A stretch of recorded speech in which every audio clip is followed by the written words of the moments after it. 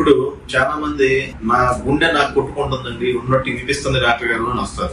కొట్టుకొని మా వినిపిస్తుందండి, నేను నిద్రలో లేచి నా గుండె చప్పుడు విని లెగుస్తున్నానండి అని చెప్తారు. దాన్నే ఇంగ్లీష్ లో పాల్పిటేషన్స్ అంటారు, సైంటిఫిక్ భాషలో. అంటే ఏంటంటే నా గుండె చప్పుడు నాకు వినిపిస్తుంది. ఏంది మామూలుగా ఎప్పుడైనా ఎక్కువ మంది నడిచినా గానీ, లేకపోతే స్పీడ్ గా నడిచినా, పరిగెత్తినా గానీ, ఏదైనా పని చేస్తే వాళ్ళ గుండె చప్పుడు వాళ్ళకి వినిపించింది, ఇది నార్మల్. బట్ నార్మల్ గా ఉన్నప్పుడు, ఏమి చేయకుండా మామూలుగా ఉన్నప్పుడు, ఆదుర్తో పడినప్పుడు గానీ, లేకపోతే యాంగ్జైటీకి ఉన్నప్పుడు గానీ, లేకపోతే ఎక్కువ కెఫీన్ తీసుకున్నా గానీ, హైపర్ థైరాయిడ్ గా ఉన్నా గానీ, ఇటువంటి కండిషన్ ఉన్నప్పుడు మన గుండె చప్పుడు మనకి ఎక్కువ వినిపించవచ్చు. అంటే హార్ట్ రేట్ బాగా పెరిగి టాకికార్డియా, అంటే ఉన్నదానికన్నా హార్ట్ రేట్ ఎక్కువ ఉంటుందని రైట్ గా తెలుసుకొని వస్తుంది. ఇది హార్ట్ సంబంధించిన ప్రాబ్లం కదండి, ఎందుకు మీరు టేకప్ చేశారు? నేను మళ్ళీ చెప్తున్నాను, న్యూరాలజిస్ట్ అంటే న్యూరాలజీ ప్రాబ్లమ్స్ ఒక్కళ్ళే చూసేవాళ్ళు కాదు. న్యూరాలజీ ప్రాబ్లమ్స్ ఎక్కువగా స్పెషలైజేషన్ చేయాల్సి వచ్చింది. కానీ మెయిన్ గా డాక్టర్ గొప్పతనం అనేది ఏంటంటే, దానికి సంబంధించిన సబ్జెక్ట్ కాకుండా వాళ్ళు ఓన్లీ న్యూరాలజీ ప్రాబ్లమ్ తో రాదు. న్యూరాలజీ ప్రాబ్లమ్ తో వచ్చిన పేషెంట్ కి గుండె వేగంగా కొట్టుకోవచ్చు, ఐసీలో అడ్మిట్ అయిన తర్వాత. కాజ్ ఆఫ్ స్ట్రోక్ హార్ట్ లో ఉండొచ్చు, హార్ట్ లో ఉన్నదాన్ని చూసుకొని మేము బ్రెయిన్ చూసుకోవాలి. కాబట్టి మనకి మొత్తం నాలెడ్జ్ ఉండాలండి.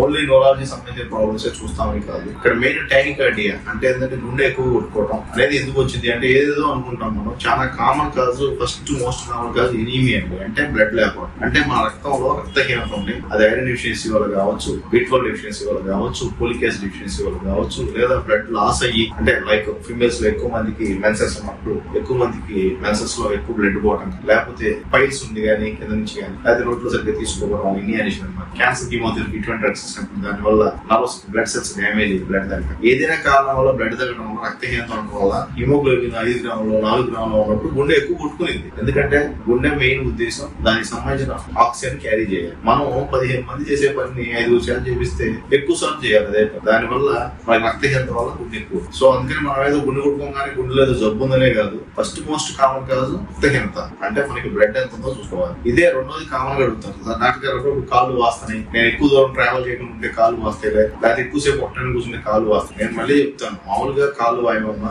కాళ్ళు కనుక వాయాల్సి వస్తే డెఫినెట్ గా నీ ఉప్పు శాతం ఎక్కువ ఉండాలి, లేదా నీ గుండె కొట్టుకునే కెపాసిటీ తగ్గుతా ఉంది. అంటే ఎజెక్షన్ ఫ్రాక్షన్ అంటాం. ఎజెక్షన్ ఫ్రాక్షన్ అంటే ఒకసారి గుండె కొట్టుకుంటే ఎంత బ్లడ్ బయటకు వచ్చింది, ఆ బ్లడ్ బయటకు వచ్చేది తగ్గితే, గుండె అనేది nothing but A motor to pump the blood అనమాట. అంటే ఒక పంపు మోటార్ బ్లడ్ ని మిగతా అన్ని కోట్లకి పంపించడానికి. అది కనుక దానికి ఒక సామర్థ్యం తగ్గితే దానివల్ల కాళ్ళకి నీళ్ళు వస్తాయి, కడుపులో నీళ్ళు వస్తాయి, ఇవన్నీ హార్ట్ ఫెయిల్యూర్. సో అందుకని కాళ్ళకి నీళ్ళు రావడం చాలా కామన్ కంప్లైంట్. కాళ్ళకి నీళ్ళు వస్తాయి, కాసేపు నడవకుండా ఉంటే నడిస్తే పోతే అంటారు. నడిస్తే పోతే అంటే సింపుల్ గా వాళ్ళకి వెరికోజ్ వేసి ఉంటే ఓకే, బట్ కానీ లైట్ పోకున్నప్పుడు సన్నగా నిద్రలు లేసి అట్లాగా ఊపిరాడక లెగుస్తున్నాము అంటే అది ఇంపార్టెంట్ సింప్టమ్. అందుకని గుండె లయబద్ధంగా కొట్టుకుంటుందా, లయ తప్పి కొట్టుకుంటుందా అది చూసుకోవాలి. తర్వాత జనరల్ కండిషన్స్, అంటే పేషెంట్ కి ఎనీమియా అంటే బ్లడ్ తక్కువగా ఉందా, లేకపోతే ఏమైనా హైపోగ్లైసీమియా వచ్చి దాని కంపెన్సేషన్ కూడా కొట్టుకుంటుందా, లేదా అతనికి కాళ్ళ లోపలు ఇవన్నీ ఉండి ఇంతకు ముందు ఆయాసం కూడా వస్తుందా గుండెతో పాటు, అంటే హార్ట్ ప్రాబ్లం డైరెక్ట్ గా ఉందా, ఇవన్నీ చూసుకోవాలి. తర్వాత గుండె ఎక్కువ కొట్టుకుంటుంది, నా బీట్ నాకే అనిపిస్తున్నప్పుడు మనం చూసుకోవాల్సింది అక్కడ మిస్డ్ బీట్స్ ఉన్నాయా లేదా. అంటే ఎట్లా తెలిసింది అంటే హోల్టర్ మానిటరింగ్. ఈ హోల్టర్ మానిటరింగ్ 24 అవర్స్ చేయొచ్చు, 48 అవర్స్ చేయొచ్చు. కామన్ గా ఎందుకు చేస్తా అంటే ఎరిథమియాస్ అంటాం, అంటే హార్ట్ లో రిథమ్ తేడా వచ్చి ఒకేసారి సడన్ గా కార్డియాక్ అరెస్ట్ ఇట్లా జరుగుతుంది. సో వీళ్ళలో ఎక్కువ మంది HOCM అంటాం, హైపర్ట్రోఫిక్ అబ్స్ట్రక్టివ్ కార్డియోమియోపతి. ఈ డిసీజ్ ఉన్న వాళ్ళకి ఎక్కువగా ఎటువంటి జరుగుతుంది. ఇయే కాకుండా ఇంకా కొన్ని బ్రోనా సిండ్రోమ్స్ అటువంటి ఉంటాయి. అటువంటి sudden cardiac death in the family ఉన్నా వాళ్ళందరికీ ఎరిథమియా ఇటువంటి ఏమైనా ఉంటే మనం హార్ట్ మానిటరింగ్ చేసుకోవాలి. ఏది మనం హోల్టర్ మానిటరింగ్ చేసుకునే దాంట్లో తెలుస్తుంది. చాలా మందికి ఈ మిస్డ్ బీట్స్ అనే గానీ, ఈ ఎంటోపిక్స్ గానీ అప్పుడప్పుడు గుండెలో వేరే సార్ నుంచి, అంటే SAలో నుంచి కాకుండా వేరే చోట నుంచి వచ్చి మనకు అలా బీట్స్ వచ్చినప్పుడు చాలా కామన్ గా మనం పర్సీవ్ చేస్తాం. దాని తర్వాత వచ్చిన కంపల్సరీ పాస్ ని హై బీట్ వాల్యూమ్, దాని వల్ల ఎక్కువగా హార్ట్ వచ్చినట్టు నాకు ఏదో పంప్ అవుతుంది, బెడ్ ఎక్కువ పంప్ అయింది ఒకేసారి అలా అనిపించింది అని చెప్తారు పేషెంట్. అలా ఉన్నప్పుడు మనకు నిజంగా ఈ బీట్ సిగ్నిఫికెంట్ కాదా అంటే 60% of the 20% of the time whole of the graph లో చూసుకుంటే ఎక్కువగా ఉంటే అప్పుడు మన ట్రీట్మెంట్. సో అక్కడ కావాల్సింది వేరే 2D లో చూసుకొని హార్ట్ బాగానే ఉందా, హార్ట్ ఉబ్బిందా, హార్ట్ లో అబ్స్ట్రక్షన్ ఉందా అనేది చూసుకోవాలి. ఎరిథమియోజెనిక్ పొటెన్షియల్ ఉందో లేదా 24 వాటర్ మానిటరింగ్ చూసుకోవాలి. జనరలైజ్డ్ కండిషన్ కోసం మనకి ఎనీమియా ఉందా, లేకపోతే హైపోకాల్సిమియా ఉందా, లేకపోతే అయాన్స్ తేడా వచ్చింది అనేది చూసుకోవాలి. వీటన్నిటి పెట్టి మనకున్న బీట్, లేకపోతే కొంతమంది ఎక్కువ కెఫీన్ కానీ లేకపోతే ఎక్కువ సిగరెట్లు కానీ తాగుతూ ఉంటారు. ఆల్కహాల్ సడన్గా ఆపినా సడన్గా ఎక్కువ తగ్గినా కానీ దానివల్ల AF అని వస్తారు, ఎట్రిల్ ఫిబ్రిలేషన్. వీటి వల్ల వచ్చే ఛాన్స్ ఉంది. ఇవన్నీ చూసుకొని ఐడెంటిఫై చేయాలి. నేను మళ్ళీ చెప్తున్నాను, శ్రీనివాస న్యూరో సెంటర్ లో మెయిన్ గా మేము చేసేది ఏంటంటే ఫస్ట్ కాజ్ ఐడెంటిఫై చేస్తాం. కాజ్ ఐడెంటిఫై చేయడం అంటే కారణం తెలుసుకోవాలి డిసీజ్, ఆ తర్వాత దాన్ని బట్టి ట్రీట్మెంట్.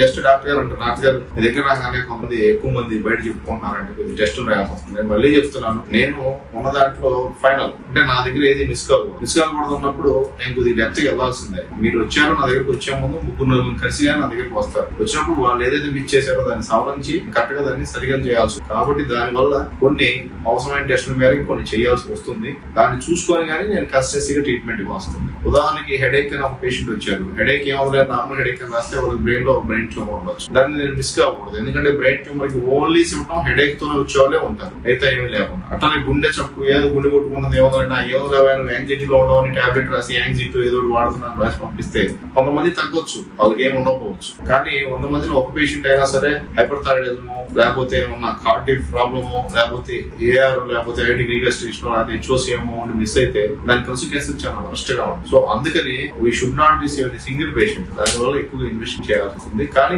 పేషెంట్ రిసోర్సెస్ బట్టి నేను చెప్తుంది ఏంటంటే, మీకు ఎక్కువ మంది పేషెంట్ కి మనీ ప్రాబ్లం ఉన్నప్పుడు గవర్నమెంట్ హాస్పిటల్లో మనకి కొన్ని ఫ్రీగా స్కాన్ చేయడం జరుగుతుంది. దాంట్లో చూసుకొని మళ్ళీ మనం దాన్ని టేకప్ చేసి చూడొచ్చు. ఈ దాని కూడా ఉంది. నా దగ్గర ప్రాబ్లం ఏం లేదు, స్కాన్స్ కాబట్టి గవర్నమెంట్ హాస్పిటల్ చూసుకొని చేసుకున్న తర్వాత కూడా దాన్ని అనాలిసిస్ చేసి నేను చెప్తాను అవసరమైన వాళ్ళకి. కొంతమంది ఉంటారు, అందరికి లిమిటేషన్స్ ఉంటాయి. Limitation is the money.